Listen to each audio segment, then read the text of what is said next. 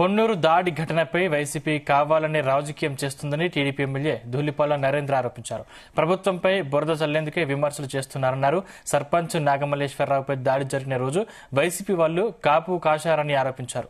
గతంలో టీడీపీ నేత బండ్లమూడి బాబురావు అశోక్పై దాడి చేసేందుకు వైసీపీ వర్గీయులు కుట్ర పన్నారని ఆరోపించారు. తన వ్యాఖ్యలను వక్రీకరించి అసత్య ప్రచారం చేస్తున్న వారిపై చట్టపరమైన చర్యలు తీసుకుంటామని హెచ్చరించారు. ఈ ఘటనపై పోలీసులు పూర్తి స్థాయిలో విచారణ జరిపించాలన్నారు ధూళిపాల. గొల్లా చౌదరి అనే వ్యక్తి మీకు సీసీ ఫుటేజ్ లో కనపడతారు. వాళ్ళు కాక మిగతా ఇద్దరు ఎవరైతే ఉన్నారో పక్కన ట్రాక్టర్ పెట్టుకుని కాపు కాసిన మాట వాస్తవం. మరి వీళ్ళు 5గురు 3:30 ప్రాంతంలో ఆ టీ స్టాల్ దగ్గరికి ఎందుకు వచ్చారు? దేనికోసం వచ్చారు? బండ్లమూడి అశోక్ అనే వ్యక్తి మా బండ్లమూడి బాబురావు గారి యొక్క చిన్న కుమారుడు, వాళ్ళ అన్న కొడుకు, వాళ్ళ ఇద్దరు మాత్రమే, ముగ్గురు మాత్రమే ఉన్నారని తెలిసి ఈ 5గురు దాడి చేయడానికి వచ్చారా? దేనికోసం వచ్చారని చెప్పి నేను ప్రశ్నిస్తా ఉన్నా.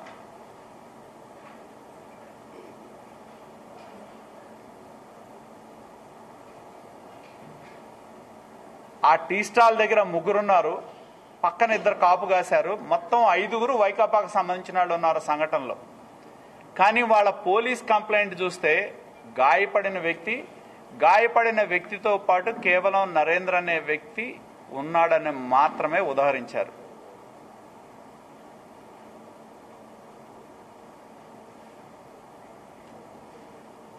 వైకాపా నాయకులు ఏం చెప్తారు? ఇదేదో ఒక ప్రీ ప్లాన్డ్ లేకపోతే ఇంకోటి అని చెప్తా ఉన్నారు.